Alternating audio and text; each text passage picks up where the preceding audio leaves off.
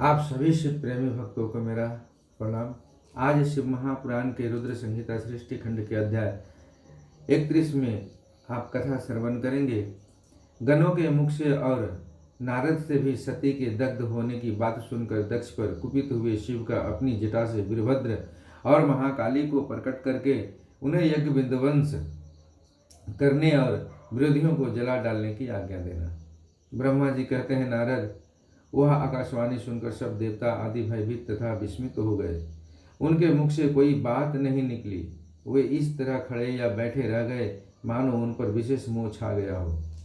भृगु के मंत्र बल से भाग जाने के कारण जो वीर शिवगण नष्ट होने से बच गए थे, वे भगवान शिव की शरण में गए।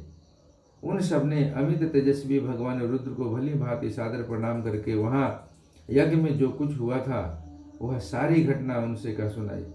गण बोले, महेश्वर, दक्ष बड़ा दुरात्मा और घमंडी है। उसने वहां जाने पर सती देवी का अपमान किया और देवताओं ने भी उनका आदर नहीं किया। अत्यंत गर्व से भरे हुए उस दुष्ट दक्ष ने आपके लिए यज्ञ में भाग नहीं दिया, दूसरे देवताओं के लिए दिया और आपके विषय में उच्च स्वर से दुर्वचन कहे। प्रभु, यज्ञ में आपका भाग न देखकर सती देवी कुपित हो उठी और पिता की बारंबार निंदा करके उन्होंने तत्काल अपने शरीर को योगाग्नि द्वारा जलाकर भस्म कर दिया। यह देख 10,000 से अधिक पार्षद लज्जा व शास्त्रों द्वारा अपने ही अंगों को काट काट कर वहां मर गए। शेष हम लोग दक्ष पर कुपित हो उठे और सबको भय पहुंचाते हुए वेग पूर्वक उस यज्ञ का विध्वंस करने को उद्यत हो गए, परंतु विरोधी भृगु ने अपने प्रभाव से हमें तिरस्कृत कर दिया। हम उनके मंत्र बल का सामना न कर सके। प्रभु विश्वंभर वे ही हम लोग आज आपकी शरण में आए हैं। दयालु, वहां प्राप्त हुए भय से आप हमें बचाइए, निर्भय कीजिए। महाप्रभु, उस यज्ञ में दक्ष आदि सभी दुष्टों ने घमंड में आकर आपका विशेष रूप से अपमान किया है। कल्याणकारी शिव, इस प्रकार हमने अपना सती देवी का और मुड बुद्धि वाले दक्ष आदि का भी सारा वृतांत का सुनाया है। अब आपकी जैसी इच्छा हो वैसा करें। ब्रह्मा जी कहते हैं, नारद, अपने पार्षदों की यह बात सुनकर भगवान शिव ने वहां की सारी घटना जानने के लिए शीघ्र ही तुम्हारा स्मरण किया। देवर से तुम दिव्य दृष्टि से संपन्न हो, अतः भगवान का स्मरण करने पर तुम तुरंत वहां आ पहुंचे और शंकर जी को भक्ति पूर्वक प्रणाम करके खड़े हो गए। स्वामिन शिव ने तुम्हारी प्रशंसा करके तुमसे दक्ष यज्ञ में गई हुई सती का समाचार तथा दूसरी घटनाओं को पूछा। तात शंभु के पूछने पर शिव में मन लगाए रखने वाले तुमने शीघ्र ही वह सारा वृतांत कह सुनाया जो दक्ष यज्ञ में घटित हुआ था। मुने, तुम्हारे मुख से निकली हुई बात सुनकर उस समय महान रौद्र पराक्रम से संपन्न सर्वेश्वर रुद्र ने तुरंत ही बड़ा भारी क्रोध प्रकट किया।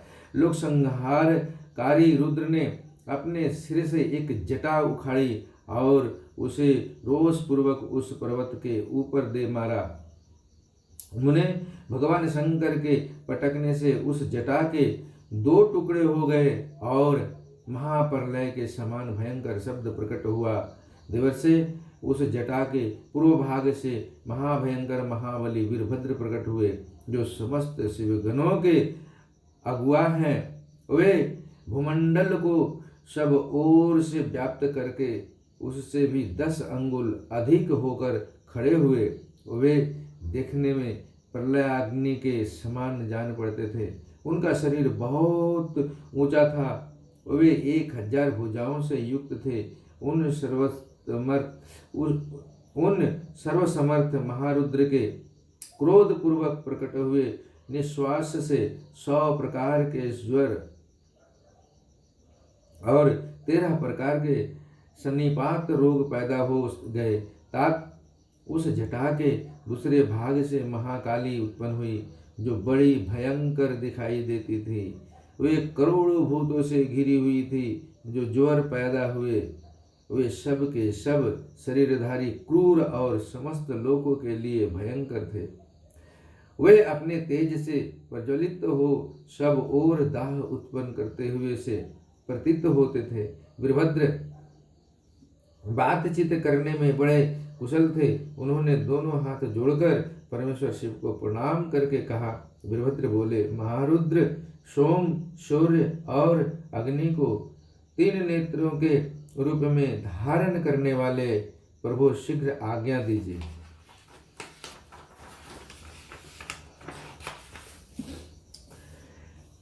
मुझे इस समय कौन सा कार्य करना होगा? ईशान, क्या मुझे आधे ही क्षण में सारे समुद्र को सुखा देना है, या इतने ही समय में संपूर्ण पर्वतों को पीस डालना है? हर मैं एक ही क्षण में ब्रह्मांड को भस्म कर डालूं, या समस्त देवताओं और मुनीश्वरों को जलाकर राख कर दूं? शंकर, ईशान, क्या मैं समस्त लोगों को उलट पुलट दूं, या संपूर्ण प्राणियों का विनाश कर डालूं? महेश्वर, आपकी कृपा से कहीं कोई भी ऐसा कार्य नहीं है जिसे मैं न कर सकूं। पराक्रम के द्वारा मेरी समानता करने वाला वीर न पहले कभी हुआ है और न आगे होगा। शंकर, आप किसी तिनके को भेज दें तो वह भी बिना किसी यत्न के क्षण भर में बड़े से बड़ा कार्य सिद्ध कर सकता है, इसमें संशय नहीं है। शंभो, यद्यपि आपकी लीला मात्र से सारा कार्य सिद्ध होता है, तथापि जो मुझे भेजा जा रहा है यह मुझ पर आपका अनुग्रह ही है। शंभो, मुझ में भी जो ऐसी शक्ति है वह आपकी कृपा से ही प्राप्त हुई है।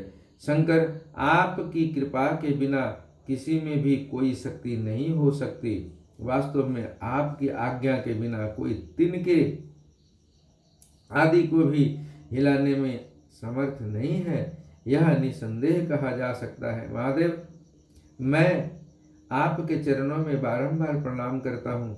हर आप अपने अभिष्ट कार्य की सिद्धि के लिए आज मुझे शीघ्र ही भेजिए। शंभो, मेरे दाहिने अंग बारंबार फड़क रहे हैं, इससे सूचित होता है कि मेरी विजय अवश्य होगी। अतः प्रभु, मुझे भेजिए। शंकर, आज मुझे कोई अभूतपूर्व एवं विशेष हर्ष तथा उत्साह का अनुभव हो रहा है और मेरा चित्त आपके चरण कमल में लगा हुआ है।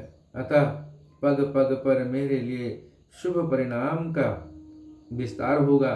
शंभो, आप शुभ के आधार हैं। जिसकी आप में सुदृढ़ भक्ति है उसी को सदा विजय प्राप्त होती है और उसी का दिनों दिन शुभ होता है।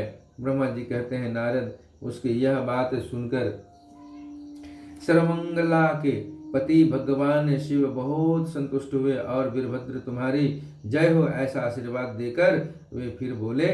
महेश्वर ने कहा, मेरे पार्षदों में श्रेष्ठ वीरभद्र, ब्रह्मा जी का पुत्र दक्ष बड़ा दुष्ट है। उस मूर्ख को बड़ा घमंड हो गया है, अतः इन दिनों वह विशेष रूप से मेरा विरोध करने लगा है। दक्ष इस समय एक यज्ञ करने के लिए उद्यत है। तुम यज्ञ परिवार सहित उस यज्ञ को भस्म करके फिर शीघ्र ही मेरे स्थान पर लौट आओ। यदि देवता, गंधर्व, यक्ष अथवा अन्य कोई तुम्हारा सामना करने के लिए उद्यत हो तो उन्हें भी आज ही शीघ्र और सहसा भस्म कर डालना। दधीच जी की दिलाई हुई मेरी शपथ का उल्लंघन करके जो देवता आदि वहां ठहरे हुए हैं उन्हें तुम निश्चय ही प्रयत्न पूर्वक जलाकर भस्म कर देना। जो मेरी शपथ का उल्लंघन करके गर्वयुक्त हो वहां ठहरे हुए हैं वे सब के सब मेरे द्रोही हैं, अतः उन्हें अग्निमयी माया से जला डालो। दक्ष की यज्ञशाला में जो अपनी पत्नियों और सारभूत उपकरणों के साथ बैठे हों उन सबको जलाकर भस्म कर देने के पश्चात फिर शीघ्र लौट आना। तुम्हारे वहां जाने पर विश्वदेव आदि देवगण भी यदि सामने आ तुम्हारी सादर स्तुति करे तो भी तुम उन्हें शीघ्र आग की ज्वाला से जलाकर ही छोड़ना। वीर, वहां दक्ष आदि सब लोगों को पत्नी और बंधु बांधवों सहित जलाकर कलशों में रखे हुए जल को लीला पूर्वक पी जाना। मर्यादा के पालक, काल के भी शत्रु तथा सबके ईश्वर हैं, वे भगवान रुद्र रोष से लाल आंखें किए महावीर वीरभद्र से ऐसा कहकर चुप हो गए। आज की कथा गुरु चरणों में यहीं विराम करता हूँ। आगे की कथा अगले वीडियो में सुनेंगे। रुद्र संहिता सृष्टि खंड के अध्याय 32 में परमत गणों सहित वीरभद्र और महाकाली का दक्ष यज्ञ विध्वंस के लिए प्रस्थान, दक्ष तथा देवताओं को अपशकुन एवं उत्पात सूचक लक्षणों का दर्शन एवं भय होना। तब तक के लिए आप सबको मेरा प्रणाम। हर हर महादेव। नमः शिवाय, नमः शिवाय।